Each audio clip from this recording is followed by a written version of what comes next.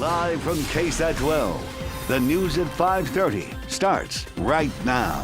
Tonight, President Joe Biden is still in El Paso for his first visit to the Texas-Mexico border. Right now, he is making impromptu stops at various locations, including the border. Yeah, he was initially scheduled to leave El Paso around 4:30 our time here, but he is still in El Paso. We know he's already spoken to some local officials around how they have addressed the needs of the migrants that have surged to the border. Our John Paul Barajas is in El Paso and joins us live. John Paul, what can you tell us about what you've seen and heard from the people there? Tim, Courtney, we're at the Sacred Heart Church where, regardless of the day, whether that's a day where the president is visiting or it's a typical Sunday, there's an outpouring of support from the community, from food donations where they're wrapping up right here, or just clothes and other donations of that sort. But today there was an added level of stress and anxiety, not just for the locals, but also for the migrants. One man I spoke with for the majority of yesterday came up to me today with lots of concern. His first question: ¿Qué era la primera pregunta que me preguntaste hoy? Hoy en lo que te vi, la primera pregunta que te hice fue qué iba a decir el presidente Biden sobre nosotros, acerca de nosotros. His first question to me wasn't, "Hi, how are you doing?" He said, "What did the president say? What is he saying about us? What is it going to mean for us?" So lots of concern. And up until this point, we haven't heard from the president since he's made his land and his visit to the border. But this is what locals about his presidency making his visit here, this is what they had to say about his visit today. The wheels of Air Force One touching down in El Paso marks President Joe Biden's highly anticipated first Texas-Mexico border visit since taking office. His arrival was met with mixed reactions by those who live and work here. Me gustaría verlo. Elba Perez de Mendoza works at a shop along the border. She says, "I'm happy that he's visiting us. I'd like to see him. I'm waiting to see if he passes by here. Me gustaría que estuviera más limpia la ciudad. I hope that he sees the needs of all the migrants and the needs that we have here. I'd like it if the city was cleaner." Others who are helping feed the migrants, like Naomi Gates, aren't as impressed. If you're not doing anything about it, what does it matter? I was like, when you start doing things about what's going on, then that's what counts. Until then, you showing up, it's like anybody else. You show up, you're just making an appearance. POTUS landed in El Paso just after 1:30 San Antonio time. He was greeted by Governor Greg Abbott. Start by telling him that, he's 2 years and about $20 billion too late. Abbott added the conversation was cordial. The president then visited the Bridge of the Americas port of entry that connects El Paso to Ciudad Juarez. His goal to assess border enforcement operations and meet with local elected officials and community leaders. Local pastor Timothy Perea hopes the visit will lead to better changes. It's a great thing. It's a great thing that he's here. This means that there's some attention in D.C. right now. Well, of course, 3 hours is not enough, but that time, they're going to make that effect, that impact. Now, we know that the president stayed longer than expected, longer than that 3 hours that he initially had in his itinerary. Next steps for him is to go to Mexico, where he plans to meet with the Mexican and Canadian officials at the North American Leader Summit. Immigration expected to be a big topic there as well. In El Paso, John Paul Barajas, KSAT 12 News. And we can tell you the president just took off shortly, a short time ago. All right. Well, we have some breaking news to report here locally. At least 3 families are looking for a place to stay tonight after a fire broke out this afternoon on the northeast side. Several fire crews responding to that scene, but that home was destroyed by the fire. Camelia Juarez is live at the scene tonight. Was anyone hurt? Courtney, Tim, no one was hurt. Everyone inside was able to make it out safely. The family does have several pets, and those pets were able to make it out as well. We heard that they may still be looking for a dog, but I want to give you a look at the house now that the fire has mostly been put out. This is a home in the 8900 block of Twin Creek Farm off of Crestway Road near FM 78. Converse Fire says at least 3 homes were impacted. The 2 homes near the fire were damaged on the outside and by smoke. Converse Fire got the call just before 3 this afternoon, and several agencies responded, including Bexar County Fire. When we got here, we saw several fire trucks lining down the streets. A neighbor says she saw the large flames from her backyard. It spread quickly. It was gone in like probably 5 minutes. It was gone. Investigators that are here, and they say that they don't know just yet what caused the fire or how extensive the damage is. And I spoke to some of the families off camera. They said that everyone is okay and Red Cross is assisting. Right now, firefighters are still working to find out what caused this fire. Reporting in the Northeast Bexar County, Camelia Juarez, KSAT 12 News. To other stories we've been following today, a 4-month-old baby and a woman were injured after the car they were in crashed and went airborne in the process. San Antonio police say the woman told them a dog darted out in front of her as she was driving along Somerset Road around 1:30 this morning. She says she jerked the steering wheel and ended up veering off the road and driving over a drainage tunnel. Somehow the car became airborne at one point and then crashed. Police say the woman broke her leg. The 4-month-old baby was buckled into a car seat, but he did appear to have a head injury. Both were taken to the hospital for treatment. New information now on that fatal shooting that happened yesterday in the Alazan courts. The Bexar County Medical Examiner's Office has released the name of the man who was killed. He has been identified as Mark Anthony Naranjo. Investigators say Naranjo showed up at an apartment in the 300 block of Tulipan Walk Street. After knocking on the front door several times, police say he then forced his way inside that apartment. We're told the man who lived in the apartment grabbed a gun and shot Naranjo once in the chest. Officers at the scene say the man who fired the gun is cooperating with their investigation. And we have an update now to tell you about repairs to a bridge over on North Loop 1604 near Gold Canyon Drive. Repairs to that bridge are complete and the main lanes are back open. Back on December 29th, there was a vehicle hauling construction equipment that crashed, causing damage to the bridge. The closure began overnight on Friday, according to TxDOT, and as of this morning, the road is back open. Still ahead on the news at 5:30, the Buffalo Bills take the field today, hoping to win for their teammate Damar Hamlin. How the Bills and the rest of the NFL are encouraging Hamlin as he heals.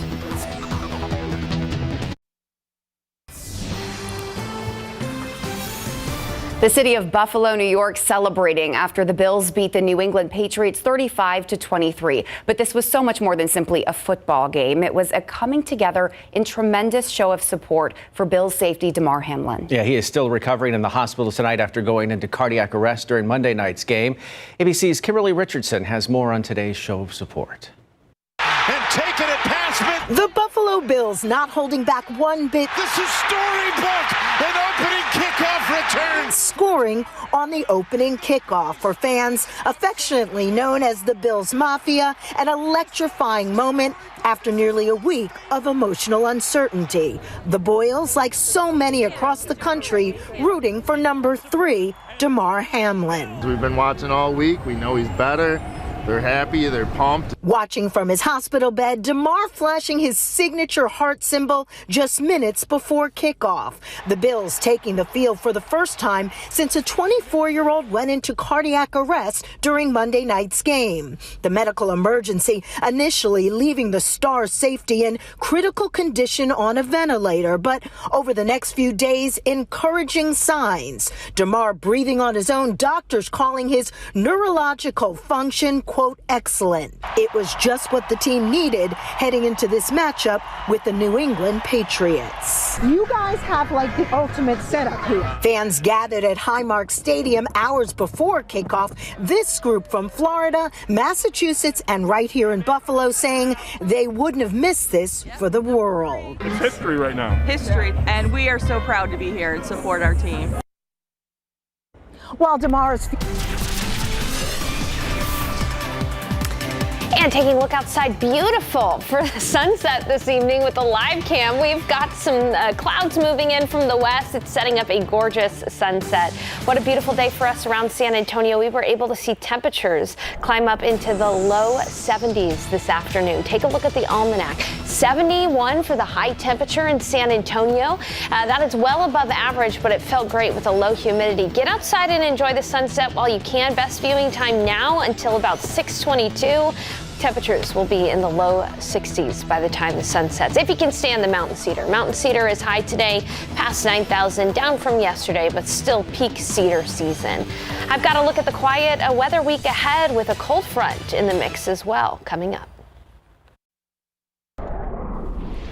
Well, we know that Mountain Cedar is rough. We're sniffling all over the place. We were kind of taking bets last night how high it was going to be because we knew it was going to be windy overnight. We were way off. That's good. Yeah, we had the numbers pegged we way felt higher. like it was higher, but with those winds, are we going to see a lot of those this week then? Yeah, I think there's a good chance too that Mountain Cedar could even be higher tomorrow's reading because we had a steady wind from the north today. So of course we will update you. Mountain Cedar at about 9,000 pollen grains per cubic meter of air. That's in the high category. Mountain Cedar season generally ends around Valentine's Day.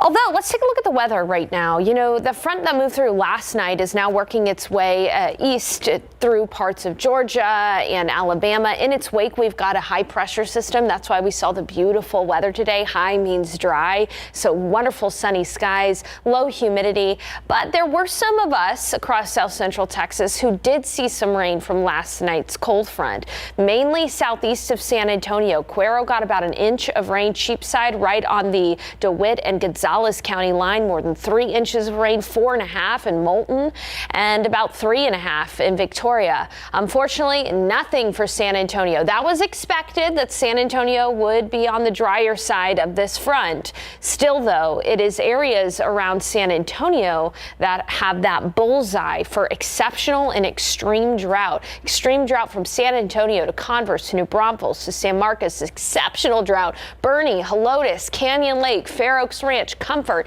These areas desperately need rain, but look at the rainfall forecast for this week.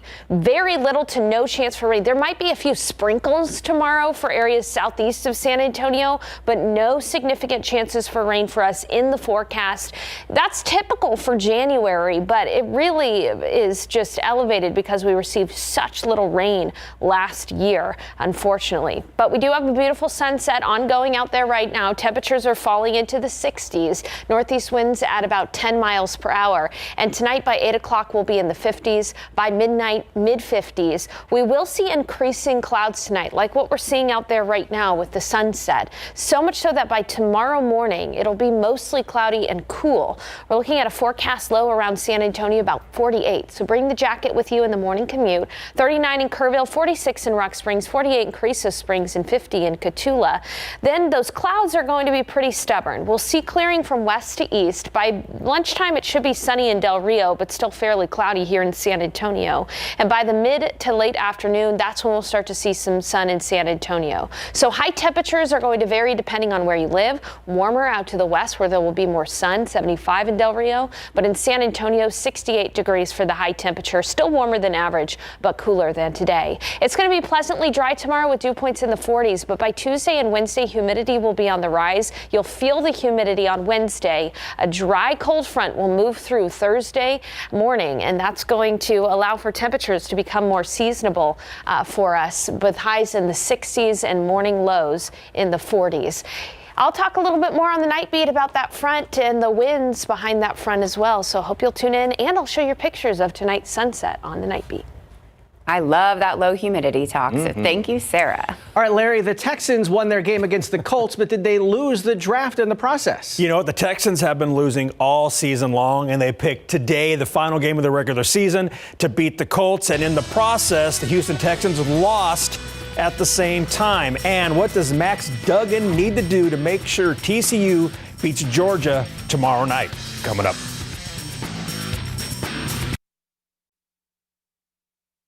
Pro football coverage, powered by Davis Law Firm. It all comes down to the final week of the regular season for the Dallas Cowboys, who are playing at the Washington Commanders right now. The boys are currently the 5th seed in the NFC, but if they can beat Washington, if the Giants win at the Eagles, then Dallas will wrap up the NFC East. And if the Cardinals can somehow win at the 49ers, then Dallas will grab the top seed in the NFC with the first round bye and home field advantage in the playoffs. But it appears that's not going to happen because the Commanders are leading the boys 20-6 in the third, and the Eagles are on top of the Giants 19-3 in the fourth. So it looks like the boys will open the playoffs at Tampa Bay. We'll have your postseason matchups tonight on Instant Replay. The Colts and Texans joining in a moment of unity before facing off today. Second quarter, Colts down 10-7. QB Sam Ehlinger makes a mistake trying to throw while avoiding a sack, and the ball goes right to Jonathan Grenard, who returns at 39 yards for a touchdown, and the Texans lead 17-7. Sam was picked off twice today.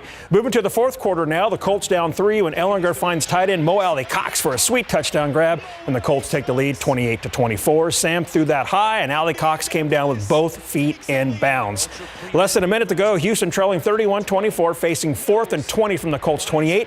Davis Mills throws to the end zone. The ball is caught by Jordan Akins. A touchdown for the Texans. The ball went right through the hands of Colts defender Rodney Thomas. Mills and Akins connect on the 2-point conversion, and the Texans win the game 32-31 to finish the regular season 3-13-1. We want to leave the season with a good taste in our mouths, and to do it that way, where you got to scratch and claw. We've lost a few games right at the end, overtime and all of that. So it's good to see the guys kind of finish this. That just shows how much this team has fought all season. I think this game displayed that the best. A lot of ups and downs, but guys found a way to fight, and we got the result we wanted in the end. Because of the win, the Texans lost the number 1 pick in the 2023 draft. Chicago now has the top selection, followed by the Texans at number 2. Earlier this afternoon, Buffalo Bills safety number 3, Damar Hamlin, tweeted a picture from his hospital bed before the Bills hosted the Patriots. He's making the heart sign, which he's known for, with his parents right by his side. Fans poured into Highmark Stadium, home of the Bills, paying tribute to Hamlin. Everywhere you looked, fans are wearing his number, his jersey, or holding heart signs with the number 3 on it. A cool sight indeed. And to top it all off, how about this? The Bills returned the game's opening kickoff for a touchdown, doing that for the first time in 3 years and 3 months. Crazy. Bills win 35-23 and will host the Dolphins in a wild card game. The Pittsburgh Steelers tweeted a picture of J.J. Watt's brothers, T.J. and Derek, both wearing a number 99 Cardinals jersey today because J.J. plans to retire after today's game. J.J. responded to the tweet saying, "Man, oh man, I wasn't ready for this morning. Genuinely cannot ask for 2 better brothers. This means the world to me." Last night, the Jacksonville Jaguars and Tennessee Titans played, with the winner taking the AFC South. Fourth quarter, Titans quarterback Joshua Dobbs back to pass. The Jags' Rayshon Jenkins knocks the ball loose. It bounces right to Josh Allen, a one-hopper, who takes it back for a 37-yard touchdown for what turned out to be the game winner with 2:51 left in the contest. The Jags take it 20-16, scoring 10 unanswered fourth quarter points to win the AFC South. Tomorrow night, the 2022 college football season will come to an end when number 3 TCU plays number 1 Georgia for the CFP National Championship. Many expected the Dogs to be here, but not TCU. In the preseason, their odds were 200-1 to win the national championship. Horned Frogs quarterback Max Duggan was asked, what does he need to do to make sure TCU wins it all? Yeah, I think just continue to do our job, prepare the right way. You know, I need to execute and put ourselves and our offense in a successful spot. You know, not turn the ball over, not give them extra chances, and just be a playmaker, be a leader out there where these guys can lead to and look to in moments that, you know, things aren't going right. But I think that's the biggest thing, is just leading this team the right way, and, you know, in order to get a victory. TCU and Georgia will kick at 6:30 tomorrow night from SoFi Stadium in Inglewood, California, and the Dogs are currently favored by 12.5 points. For the second time in the last 3 seasons, the Jefferson girls basketball team is undefeated at the halfway mark of district play. The Mustangs improved to 8-0 in District 27-5A and 19-4 overall on Friday night by handing previously undefeated Sam Houston their first district loss of the season. Senior Amaris Cuellar helped the Mustangs outscore the Hurricanes 11-4 in the third quarter en route to a 41-34 win. She scored a game-high 21 points, the only player to finish in double figures. Jefferson's 2020 season was historic, finishing as district champs for the first time in school history with a 15-1 record and earning the Mustangs' first playoff berth ever. This year's team is thrilled to be following in those footsteps. It's amazing. Looking at our 2020 team, like, we just want to recreate like what they started. And we've learned so much from past players, our amazing coach and staff. We try not to play selfish, and none of us really have the selfish mindset. If we see the open pass, we're going to make it. And I feel like that's what really makes us different. Jefferson returns to the action this Tuesday to face Edison at the Lanier Alumni Center at 6:30 p.m. High school hoops back. Thanks, Larry. We'll be right back. Well, take a picture of the sunset out there right now. It's beautiful. Send it into KSAT Connect. I'll show those pictures tonight on the Night Beat. Tomorrow, chilly in the morning, comfortable in the afternoon, a little bit more cloud cover. We'll be looking at a warm up to Wednesday near 80 degrees, but then a weak cool front will move through. This one will be dry, but it'll set temperatures back to seasonable average. Cool mornings, comfortable afternoons. better than the hot and muggy stuff. Thank you. Oh, yeah. That's all of our time. Thanks for watching. We'll see you back here for the Night Beat tonight at 10. See you then. Have a great evening.